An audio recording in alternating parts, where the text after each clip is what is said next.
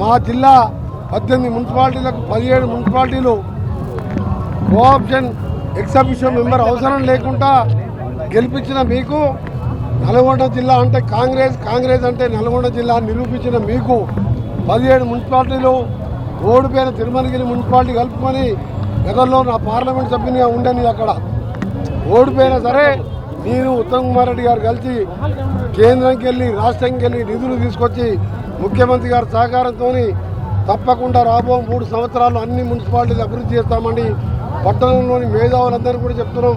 మీరు సలహాలు ఇవ్వండి.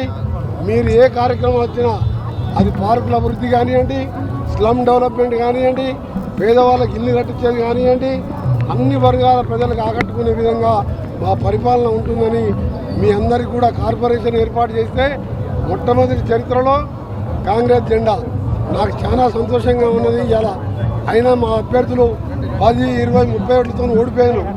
కొందరు టికెట్ రాకుండా రెబల్గా పోటీ చేసినాం. అయినా సరే నాకు ఎవరి మీద బాధ లేదు. నేను ఎలక్షన్లప్పుడే పార్టీ మాట్లాడతా. ఈసారి ప్రచారంలో నేను వేరే పార్టీని కూడా క్రిటిసైజ్ చేయలేదు. గెలిస్తే పేదవానికి అండగా ఉంటా అని చెప్పిన, పేదవాని ఇంట్లో పెద్ద కొడుకులాగా ఉంటా అంటున్నా. మా గెలిచిన అభ్యర్థులకు చెప్తున్నా, రోడ్లకు, డ్రైనేజీలకు, డ్రింకింగ్ వాటర్కు 24 గంటలకి మంచినీటి పథకాన్ని మనమే శంకుస్థాపన చేసినాం. కానీ నాకు ఇది ఒక్కటే కాదు, మీ వార్డులో ఎవరైనా దురదృష్టవశాత్తు ఆ దేవుడు చిన్న చూపుతో చిన్న ఏజ్లో భర్త చనిపోయి పిల్లల చదువుకు ఆర్థిక భారం ఉన్న ఆ కుటుంబాలు ఎవరికైనా అనారోగ్యమైనా ఇలాంటి పనులు చేయడం అంటే పేదవారికి న్యాయం చేసినట్టు అవుతుంది.